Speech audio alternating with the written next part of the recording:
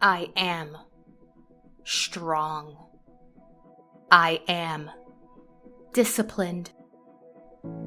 I am beautiful. I am worthy. I am lipolethros. Ask your doctor if lipolethros is right for you.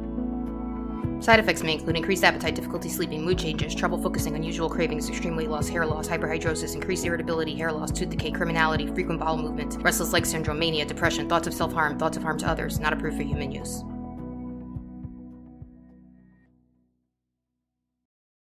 Welcome to the Twisted Mirror. Just a few reminders before we hop into part 2 and the conclusion of The Hunger. Once again, I'd like to thank Katie of True Crime Campfire for bringing this episode to life. Please give TCC a listen. You won't regret it. I'm recording this intro ahead of time, but I actually have plans to be a guest on their show in October. So by the time you hear this, you might find me over there as a recent guest. We're actually plotting out the episode right now. It's going to be really cool and fun, and they are awesome women. So definitely head over there to check out their huge catalog of episodes. I guarantee if you're into true crime, you're going to find stuff you have never heard of there. Or follow my socials, any of the Twisted Mirror, the IG, the TikTok, anything like that. And you will definitely see when I announce my appearance on the show. The full version of this story with the deleted scene is available on Patreon. Patrons get early ad-free episodes, multi-parters all at once, unabridged versions when available, such as the version of The Hunger that's up there now, bonus episodes of all kinds, and some unique perks. Tiers start as low as $3. As an independent podcast, your support makes this show possible. The more I can grow it, the more fresh meat I can put out for you all. There is also a merch sale this entire month. You can go to twistedmirrorpodcast.com, click on merch on the navigation, and use the code TWISTED to get 15% off merch. If funds are tight, I get it. Groceries aren't getting any cheaper. There are free ways you can help, and they have a huge impact. Please take out a minute of your day to show Twisted Mirror some love on Apple or wherever you listen by leaving a rating and review. This is essential to getting the word out. I don't have a marketing staff or advertising budget, so it's just me and you trying to share our love of the macabre. The podcast market is saturated, and for the cream to rise, podcast apps rely on reviews to decide what they will push with their algorithms. So any sort of review or rating helps. And then if you want to mention Twisted Mirror on Facebook, Reddit, TikTok, wherever you are, that also helps a ton. Finally, as I mentioned earlier, you can stay in touch on Instagram, Facebook, or TikTok. Just search for Twisted Mirror. I won't be hard to find. You'll see that black, red, and white logo. I promise I won't do any dancing videos, unless it's for a true horror episode. All right, let's find out how that little pink pill ends up working out for Yara. You are now staring into the Twisted Mirror.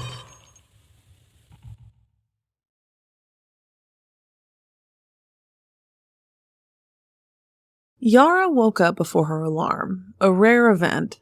It was 5:45 a.m., and yet she had no urge to turn over and hit snooze. Instead, she listened to the birds chirping outside for a minute before springing out of bed. She had felt more awake than she had for a long time.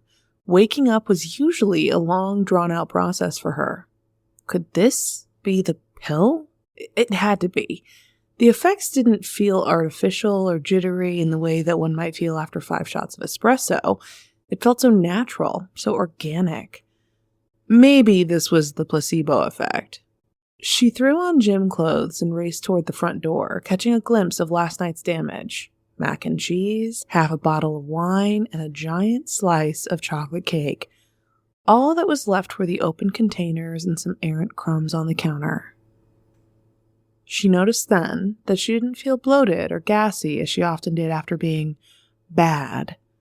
She actually felt springy and lighter on her feet. This rocks, she thought, not feeling a single side effect so far. Yara went on a 40-minute run/walk interval and returned home, drenched in sweat. She was famished, though, but now she understood what Belinda meant. She felt like a muscle car. She felt her cells charged, coursing with and consuming energy.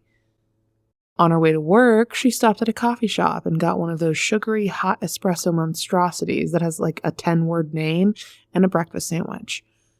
No, she hadn't lost weight yet, but she figured she'd test lipolethros's effects by not holding back. When she got to work, she wasn't all that bothered about the paycheck thing. It's not that she didn't care, but she was so excited about the newfound energy, the great workout, and her delicious breakfast that she was in far too jovial of a mood to have that talk. She would get to it soon, for sure. When she got home that night, she swore she felt lighter, her jeans a bit looser. Yara was incredulous that it could work this quickly. So she went into the bathroom and got on the scale. Holy shit. 5 pounds gone. After a full day of eating anything she wanted with abandon. The best part? She wasn't even done. She opened an app and ordered a deep dish pizza and ate half of it as she finally caught up on Real Housewives. It had been a week since Yara had taken that pill. A week of hikes and gym sessions and pasta and cake and Chinese noodles and ice cream for breakfast and sugary morning coffee abominations. She was down 11 pounds. Yes, 11. She broke the stubborn 10-pound loss mark where she had always seemed to plateau. She realized that that ever-elusive number, while a great accomplishment, did not achieve the body she had visualized. She scrolled Instagram and TikTok with vigor, feeling she could now emulate the women in the countless fitness accounts she used to peruse with envy. While her clothes were slightly looser, she was still soft and marshmallow-like. She craved a very specific look. Soft, but not too soft. Hard, but not too hard. Abs, but without losing the femininity of her shapely hips and ample rack. She didn't know what the number would be on the scale to accomplish the look, but she felt if she kept going, she would achieve it.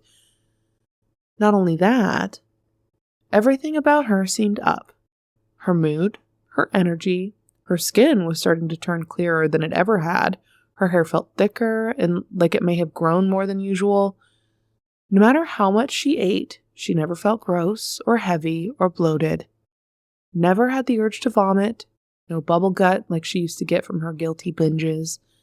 Her body received those nutrients and turned them over quickly. These weren't guilty binges anymore. Food was pure high-octane fuel. She opened an app. This time, she would pick up the food to save some money, as eating for a metabolism like hers was certainly a cost she hadn't accounted for, but it was worth the investment. Let's see. A hot pot of tom yum, chicken satay, summer rolls, pad thai with shrimp, garlic and basil stir-fry with chicken. That should hold her over until morning. 2 weeks had passed since she swallowed the pill. She was now down 17 pounds. That scale number alone didn't represent how her body composition was changing. Her butt was getting tighter, her legs and arms firmer from her rigorous workouts. She wasn't there yet, though. As she rotated in front of her full-body mirror for her morning body check, she still saw the faint silhouette of saddlebags, and if she lifted her arms and waved, they still had an unacceptable level of jiggle. Her legs had come a long way, but the dimples that pitted her thighs and hamstrings like the skin of an orange was something she was determined to rid herself of. By this time, people were noticing. She went to a thrift store to buy some cheap outfits. She didn't want to invest too much cash into a new wardrobe until she reached her goal. When she arrived at work with a fitted outfit and a lush blowout, her hair had gotten fuller and about an inch longer in that time. The compliments started pouring in. She even caught Russell checking her out. "You look great. Have you been working out? What's your secret?" She even FaceTimed her mom on her lunch break. That's how hot she was feeling. And even that woman had given her a compliment. "You look so much better," she said before warning her about falling off the wagon.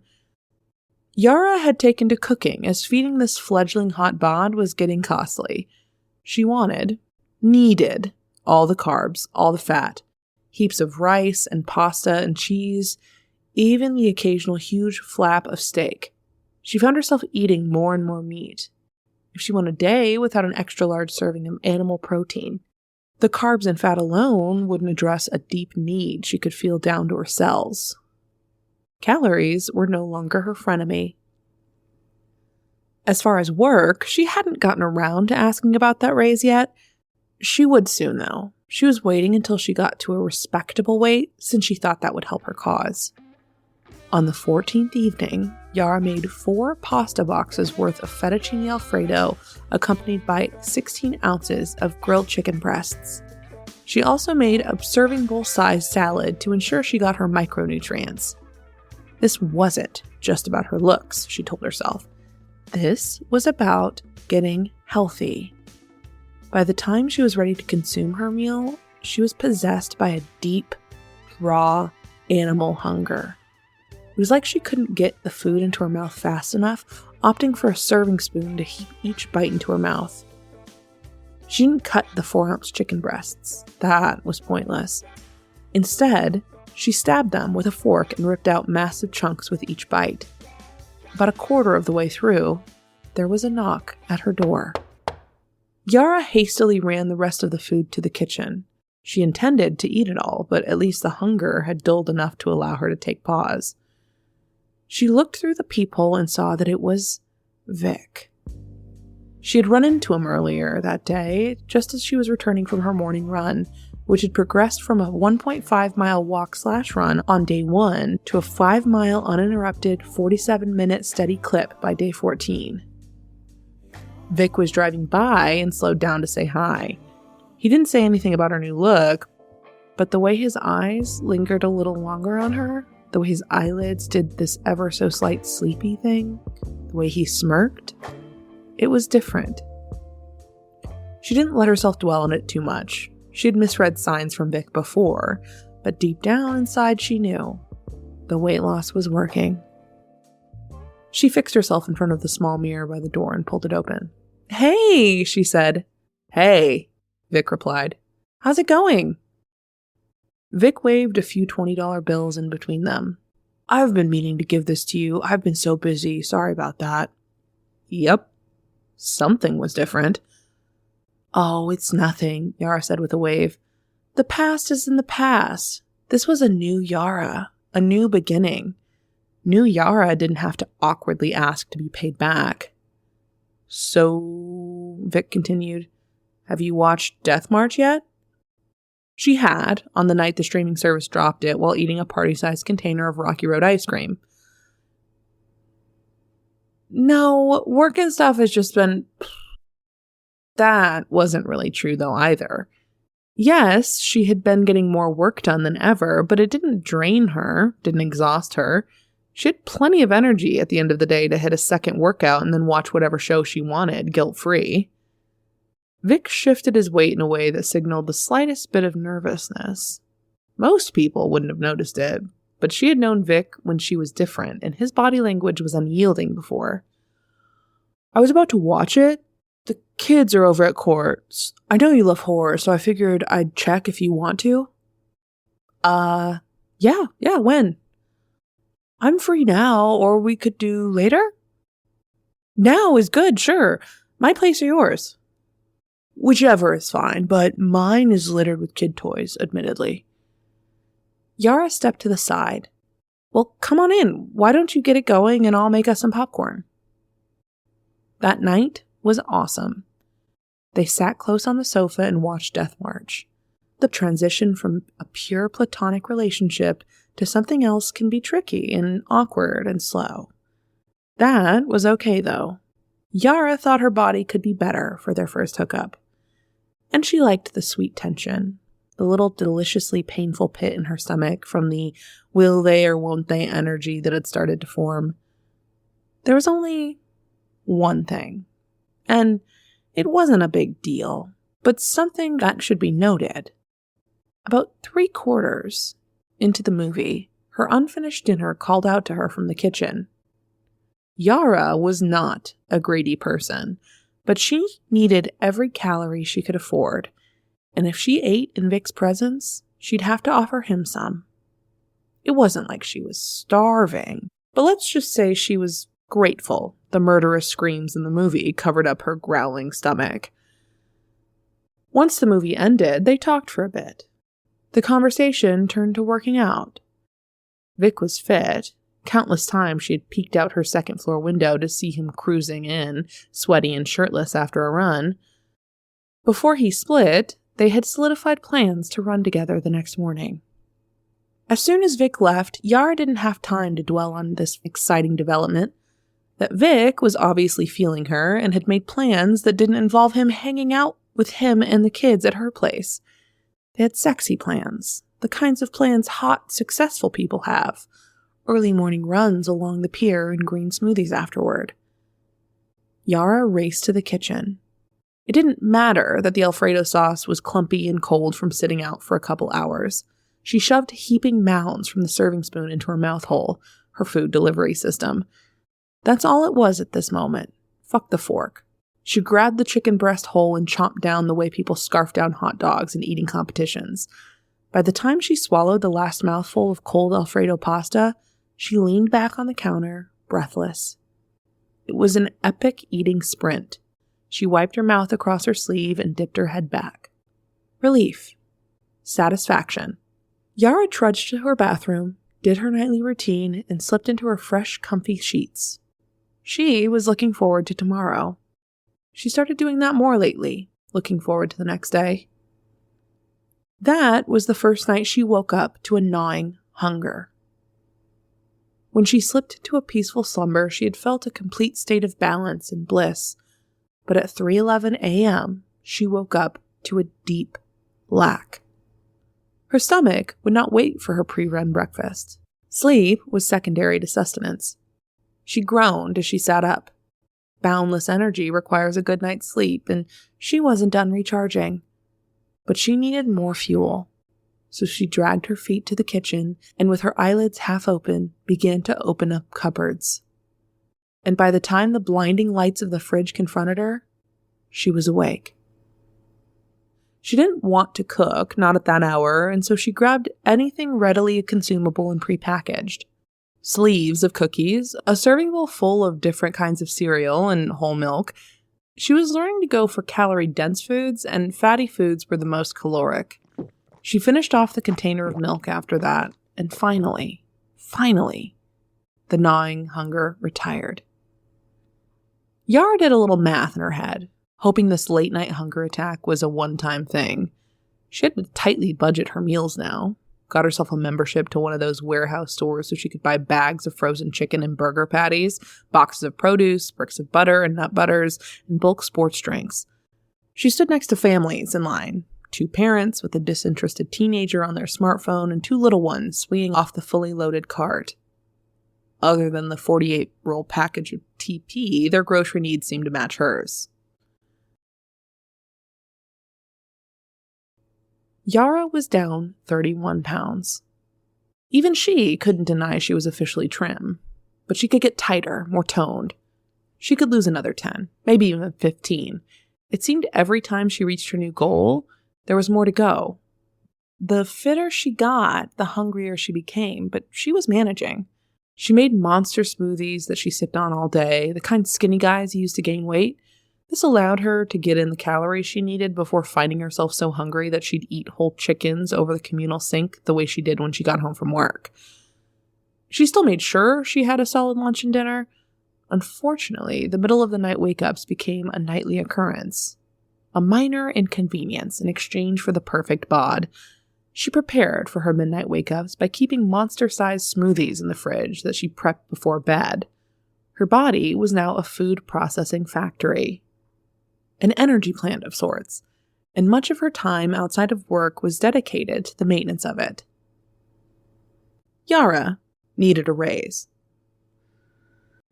Yara knew she was a person who had a leg to stand on. The kind of person who dressed and groomed like the women on the sales team, who went for morning runs with her hot neighbor. They hadn't crossed the line into anything yet, but they had gone on a morning run together nearly every weekday and hung out a few nights. Only one of them involved kiddos. She thought about Belinda's words to her, about people who matter not caring about weight or looks. How naive. Week 4 was when things shifted into a new gear. Yara was now down 47 pounds. But like a sculptor perfecting a work of art, she always found there was room to make a tweak here or there. Her butt could be rounder, her arms a little more toned. She had noticed her breasts had lost a good amount of their volume. She couldn't afford it yet, but she found herself Googling plastic surgeons, just browsing the cost of a boob job. She obsessively followed social media accounts about exercise, trying to find that magic bullet that would have her look just like the perfectly polished women that peppered her feed, with 24-inch waists, pert large breasts, and solid orbs for ass cheeks. Keeping a steady weight while hitting the gym even harder to achieve these goals required constant attention. For so long, she had fantasized about eating whatever she wanted, whenever she wanted, but she was growing tired of the food prep. Having access to so many calorie-rich foods, she had started to lose her taste for them. Nothing was special anymore. Food was less a source of pleasure and simply a means to fill an increasingly ever-present primal hunger. Despite all of her budgeting, Yara had used up the savings she had put aside for a new car and started using her emergency credit card to pay for groceries. She was eating more than ever to stem the weight loss. She didn't want to get too thin. There is a very specific space where the ideal female body lies. She'd always been concerned personally with fatness, but now she found herself in the ironic position of not wanting to get too lean, to lose her shapely ass and full breasts. And she no longer found herself eating for extreme weight loss, but wanting to nail the landing on a very tight runway between lean and feminine. It was towards the end of week 4 that the unthinkable happened. Late in the night, she shot out of bed, absolutely famished. She ran to her kitchen and opened the fridge where her giant pitcher of weight-gaining smoothie awaited her. In her hunger-fueled haste, she knocked over the pitcher and it shattered onto the floor. About $50 of protein, fat, produce, and boosters was gone.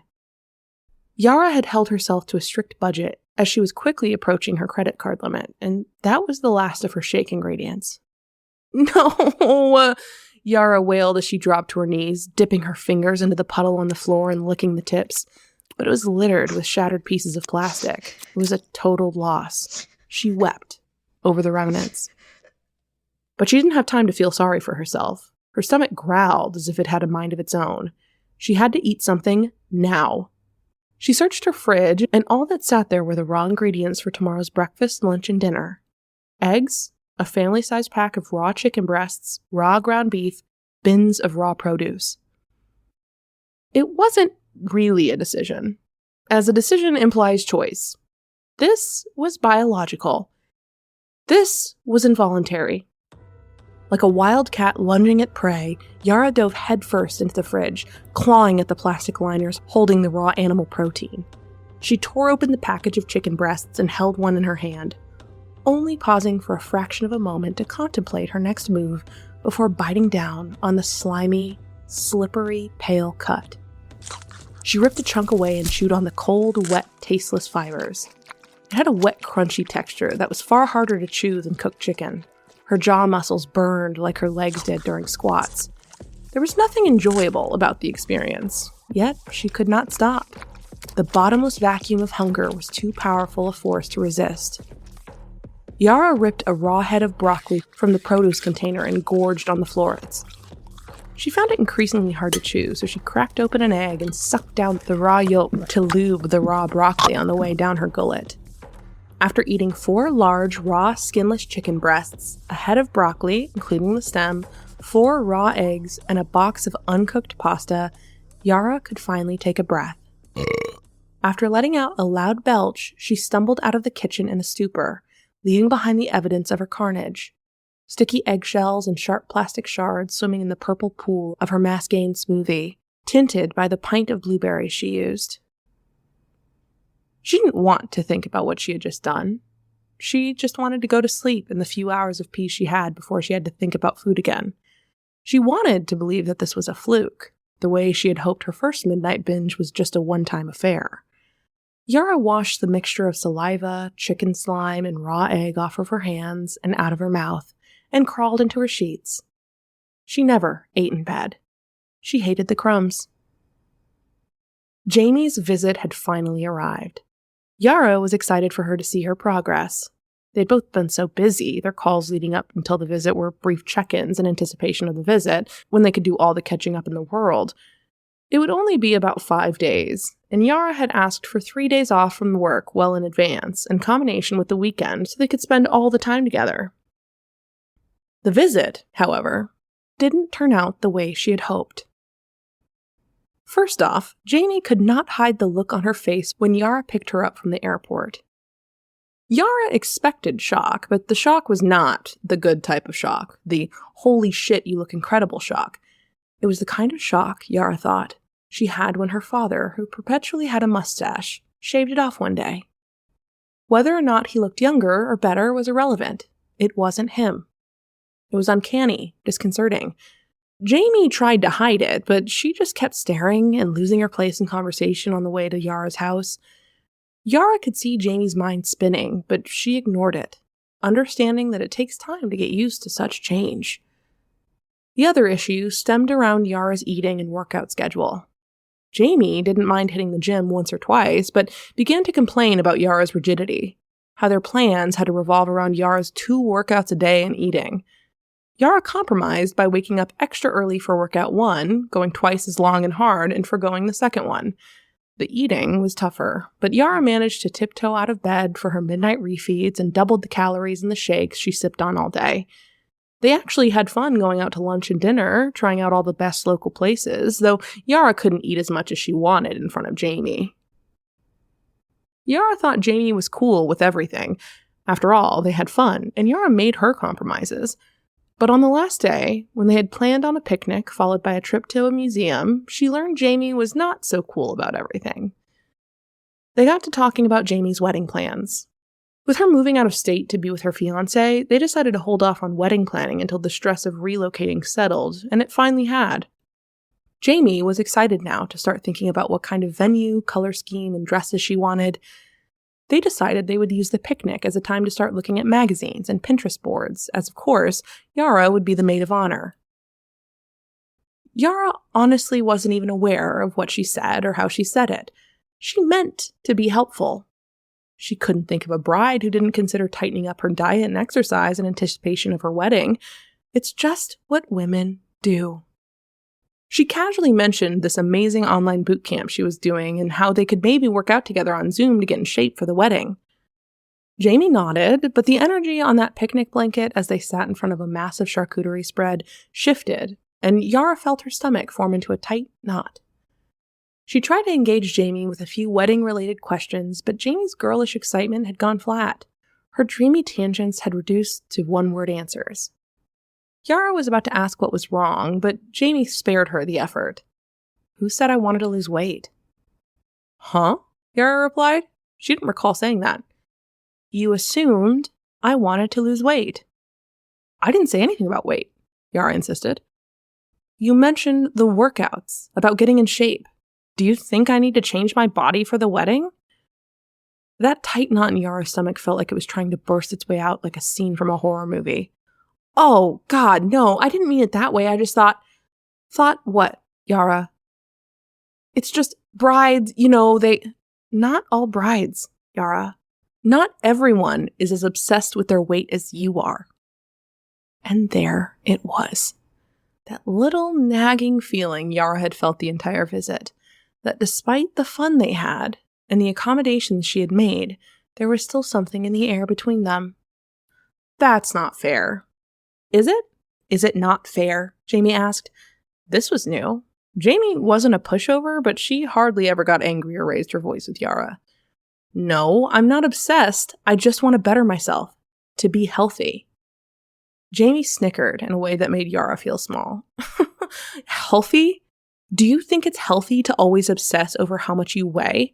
To constantly feel guilty about food? To let some asshole neighbor treat you like a free babysitter because you think you only deserve things based on your looks?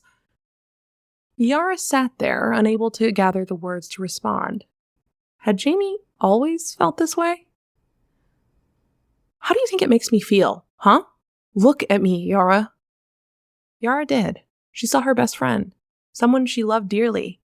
I've always been bigger than you, always, and yet you sit there and whine about how disgusting you are, how fat you are, how you need to lose weight. How do you think I'm supposed to feel about that? How am I supposed to think of the way you see me?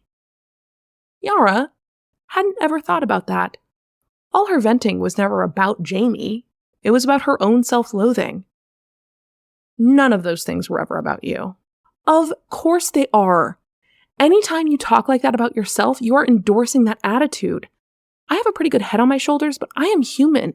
I have my own body image issues I have worked on, and frankly, it has become more and more triggering to be your friend. Yara felt her head spinning. That last sentence, it felt like something between them was on the verge of being severed.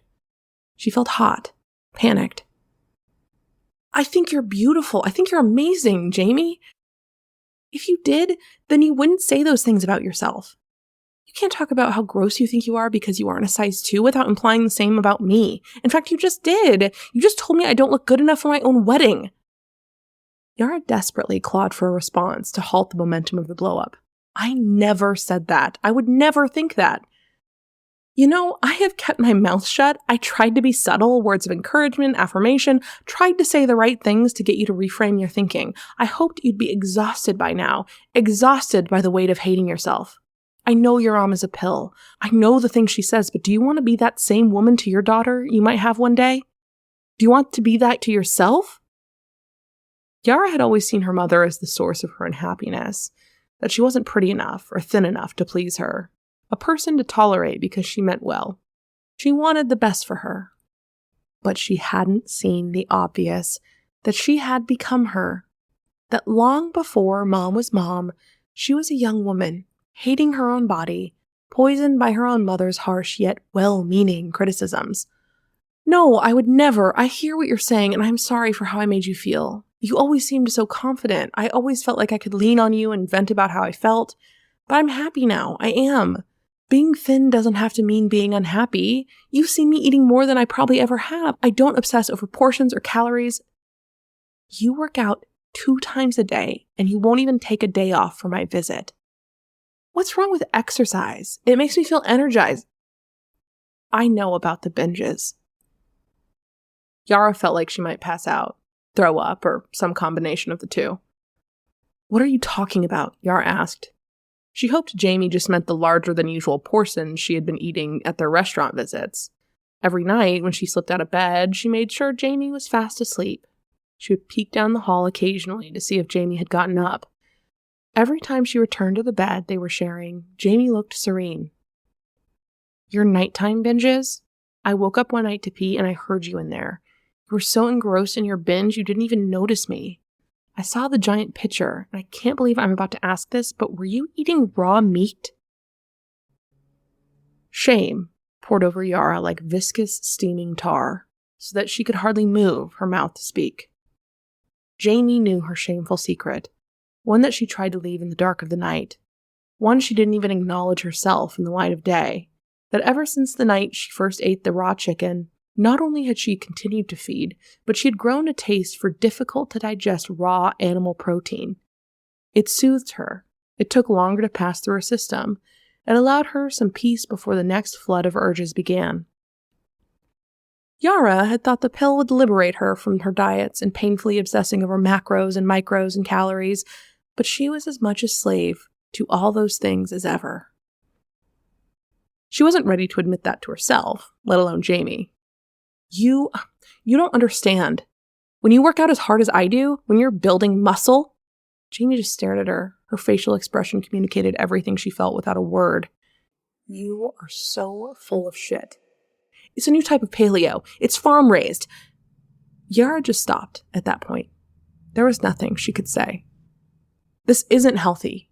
You may no longer be starving yourself, but this is something else. You can be anorexic and be fat. You can look like a fitness model and stuff your face until you make yourself sick. I know the world is validating this. I know Vic is giving you attention, but this can't be the best version of you. Do you want to be a slave to this? Do you want someone who would only want you when you look like that? Yara was churning inside like a hot spring, the bubbling toxicity inside her having nowhere to go but out. Why can't you just be happy for me? She snapped. Why can't you just be happy that I'm happy? Maybe you're jealous. Maybe now that I'm finally not the sad sack and I'm confident and look like this, you can't be the one who has it all together. Maybe you should do something about your own unhealthy weight before trying to lecture me about mine. As soon as she said it, Yara regretted it. She didn't mean it. She just wanted to make it all stop. She didn't like the mirror that Jamie had held up, and she had to find a way to shatter it. And shatter she did. Jamie's face turned so sad. Her eyes welled up. Okay, she nodded. Okay. There was a resoluteness to her tone, a somber acceptance. Wait, I'm sorry, Yara said. Jamie started to rise up from the ground. I didn't mean it. I didn't mean it. Jamie said nothing. She simply grabbed her things.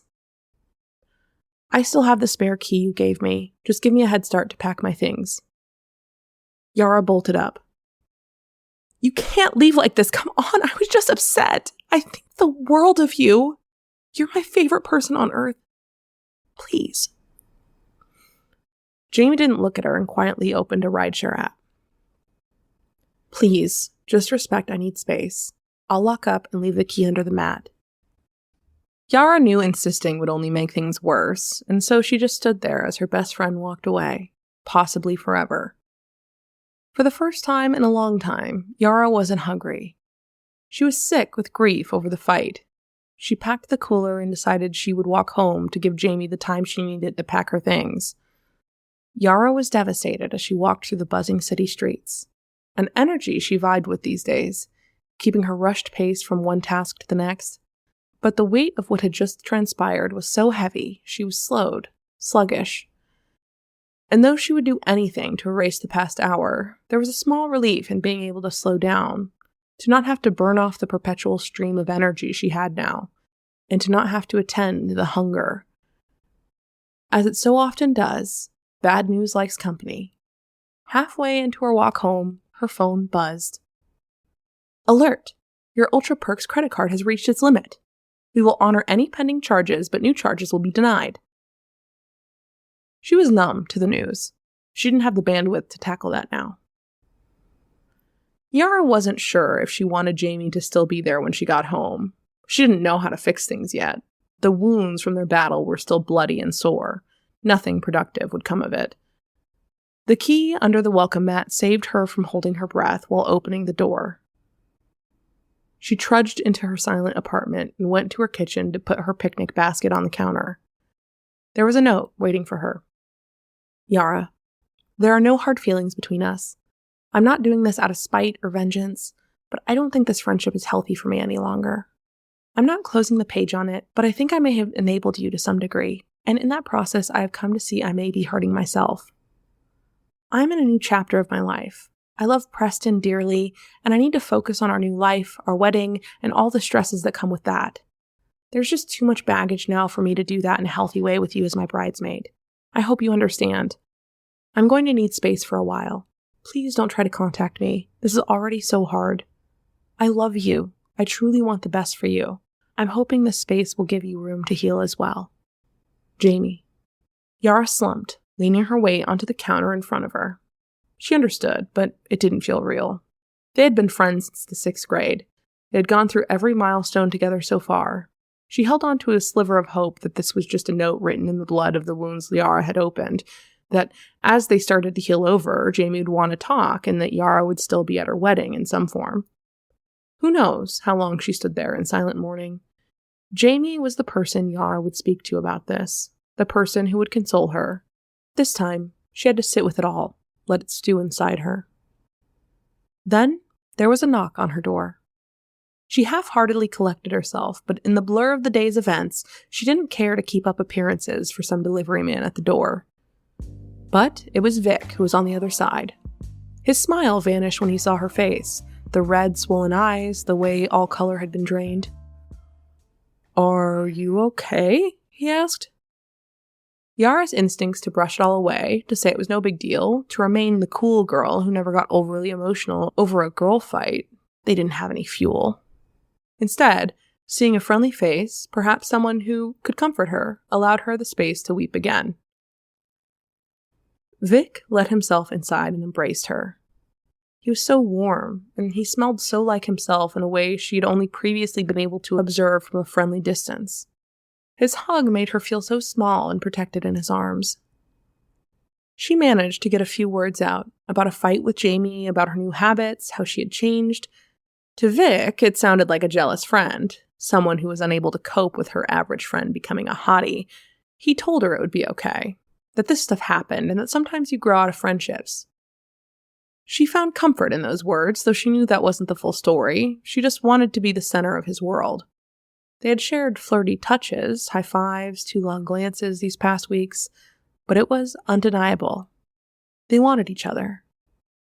She looked the best she had ever looked. He was the man coming to her rescue, just like in the romance novels. This was it. It didn't take guts to kiss Vic. It was the inevitable conclusion to this moment. He kissed her back. Then they stumbled over to the sofa, never once parting their bodies or lips, and made Yara's dream come true. It must have been the exhaustion from the fight, the grief, and then the multiple love-making sessions with Vic, but Yara fell asleep without dinner and slept well into the night. But emotions and hormones come and go, and when they wash away, the rebound can be strong. That night, she woke up the way someone might from a nightmare, shooting up in her bed. She looked over at Vic, who was staying the night. Her stomach churned with a haunting groan, but luckily she had a soundscape running. Yara had been using that as a way to make sneaking out of the bedroom easier during Jamie's visit. Jamie had busted her, and that should have been a warning to not make the same gamble, but she had no choice. She was quaking with hunger. She felt irritable, wired, and yet weak. She had to eat. Yara tiptoed out of the bedroom and then ran to the kitchen. She would do a better job listening for Vic than she had for Jamie.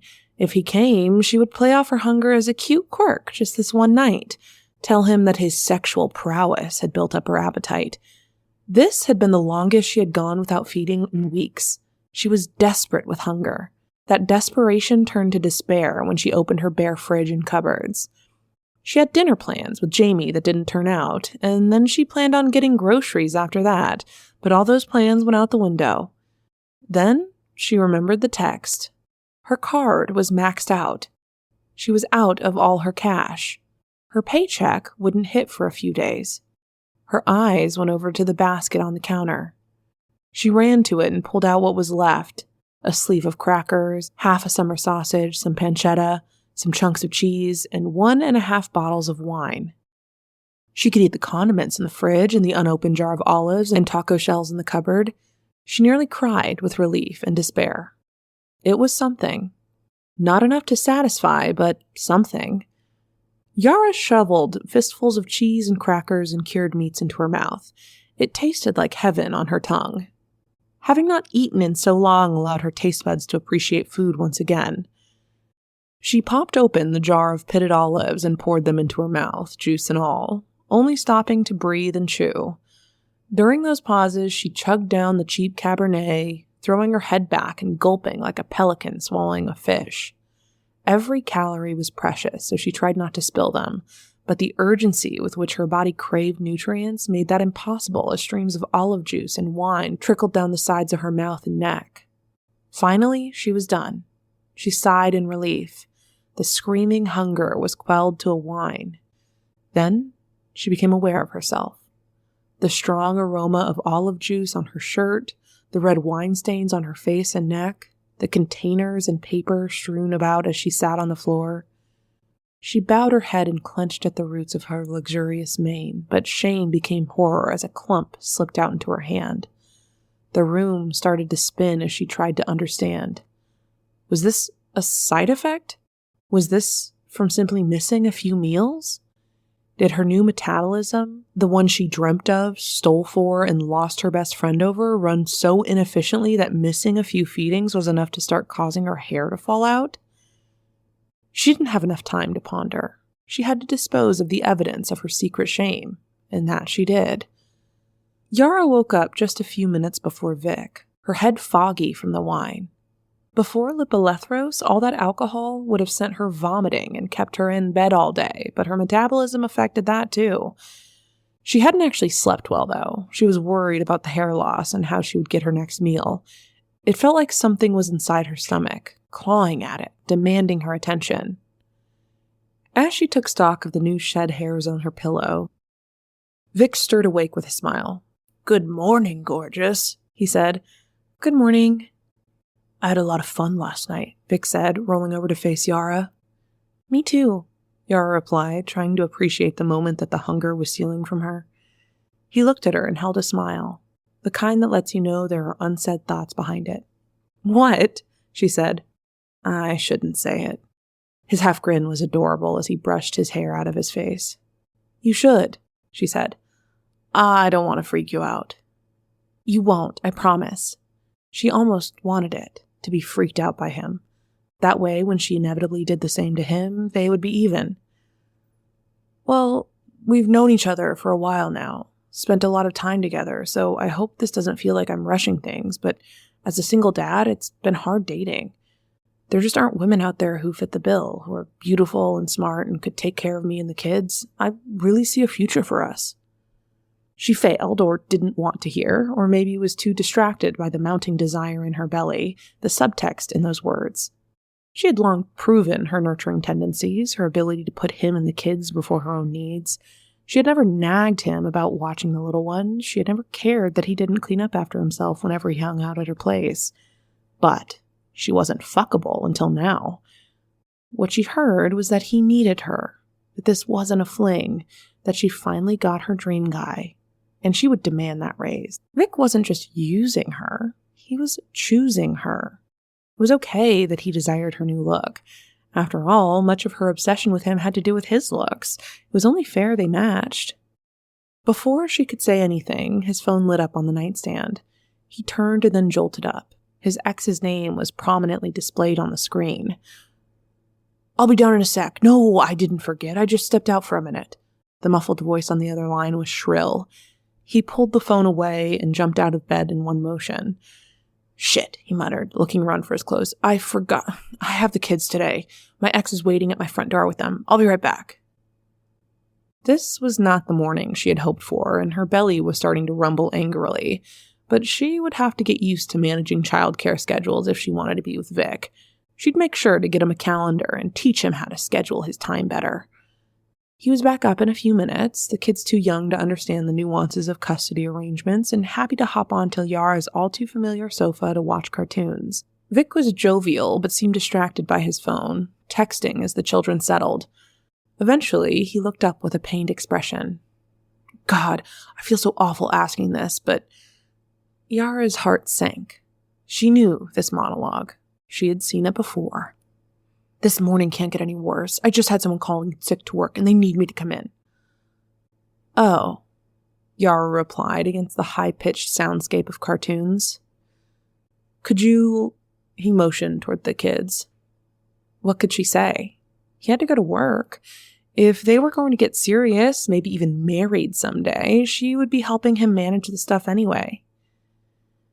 "Yeah, okay. How long are you going to be, you think?" "I won't know until I get there and see how far along they are. I'll try to get back as fast as I can." Yara tried not to act panicked, but she needed food and she had no money. "Hey, my fridge is empty. Do you have some cash so I can feed the kiddos?" They had breakfast, so they should be good for a while." He pulled out his wallet. "Shit, this is all I have." He handed her a $20 bill, enough to get some cheap pizza, but it wouldn't keep the hunger at bay. She'd already eaten so little since her fight with Jamie, and the hunger was accumulating with each passing moment, making her feel grumpy and lightheaded. Yara accepted the cash. She didn't want to tell him about her money problems. "Thanks, babe. You're the best." He kissed her on the forehead. Then she saw his phone flash. He glanced down. "I gotta run." She called her mother as soon as the door closed, hoping she could borrow some money, but got no answer. Then she remembered. Mom was on a cruise. At fucking sea. As the feral hunger and frustration built, she had a feeling, an urge to peer out the window. What she saw shattered her heart in a million pieces. That same car pulled up, with the guys and the girl who threw herself at him. Music blared from the open windows. It didn't make sense. She was finally all the things he wanted. Yara felt herself go numb again, the way she had just after her argument with Jamie, almost catatonic. She held her phone in her trembling hand as she waited for Domino's to open, where she calculated she could get the most calories for $20. Vic was in a good mood, though a little concerned when he had texted Yara that he was on his way and hadn't gotten a reply. He figured the gang had taken a late afternoon nap. It was already almost 5:30 p.m. Time had a tendency to escape him like that. He felt a little shitty about lying to her, but he had plans with his crew, one he wasn't ready to introduce to Yara. The fellas were the ball-busting type, and this chick he was messing with was there too. Besides, who would watch the kids then? He did genuinely forget. He didn't mean to. It was just that there was always so much going on. Court usually reminded him of his weekends the day before. And she had, but he missed the texts while hooking up with Yara. It was an honest mistake. Yara was cool. Really cool. And damn, she was smoking hot.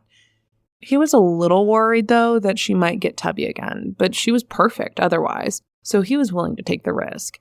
He would make sure they stayed on their running routine. He didn't really want any more kids, so hopefully she wouldn't get pregnant. He was getting ahead of himself, he knew, but he did feel connected to her in a way he hadn't toward any chick in a long time. Vic knocked on the door. There was no answer. They must still be napping. He was an optimist like that. The world opened up to Vic wherever he went. Good things happened to him. And the bad things hadn't been so bad. Like when he broke his arm playing soccer junior year of high school, it sucked, but he still got to play and everyone wrote funny things on his cast. He didn't want to wake them and remembered that Yara had mentioned something about how her dumpy, jealous friend left. He lifted the mat. Score. There it was. When he opened the door, he finally felt that inkling in his gut, that something might not be right. Cartoons rang in the house, and yet there was a silence that was buried beneath it. Of course, napping people are silent, but call it a sixth sense. This was a different kind of quiet. Yara? He called out as he walked in. The mini foyer blocking his view of the living room. That's when he saw the first smudge of blood on the wall. There was no response, but his ears perked up to a sound. Something that wasn't part of the nonsense blaring from the TV. A squelching sound. Meaty, squishy, wet. It would take a while for him to truly process the sight in front of him. He had to be hospitalized for an entire week just to be able to function again. The normally tidy living room was bathed in blood. Yara's pale gray sofa was now a deep crimson, almost black in parts. In a gleaming red pool on one of the sofa cushions was a pile of scattered bones. What stuck out to him most was the tiny skull with a tuft of matted hair. The little striped shirt and jeans he had last seen his son wearing was tattered on the floor just in front of the sofa. Vic looked over to the car seat. In it were the tiniest remnants of bone. So small, like chewed up bird bones. He staggered back against the television, knocking it over as distorted wails of horror escaped him. Through the screams, chunks of vomit sprayed from his mouth. Who had done this? Was this some sort of animal attack? Where was Yara? The squelching sounds continued from down the hall in the bedroom. Was the monster who did this still there? Was Yara still alive? Covered in the putrid smell of regurgitated eggs, Benedict, and beer, he ran down the hall. It's hard to say when exactly he understood what happened. These things lose their chronology. They have their own sense of time and order, though he would eventually come to understand as he watched Yara sitting in a pool of her own blood, gnawing on what remained of her forearm. Most of it was to the bone, moaning in a type of ecstasy. The utterances reminded him of the kind of sounds you make after biting into a juicy burger after an arduous day of hiking. That's when she noticed him. She looked up, her mouth and cheeks covered in bright red blood and chunks of flesh and bone. "I'm sorry." "I'm sorry." A tear streamed down her cheek, the clear droplet disappearing into the congealed mix of matter that had likely once been his children. "I can't stop the hunger."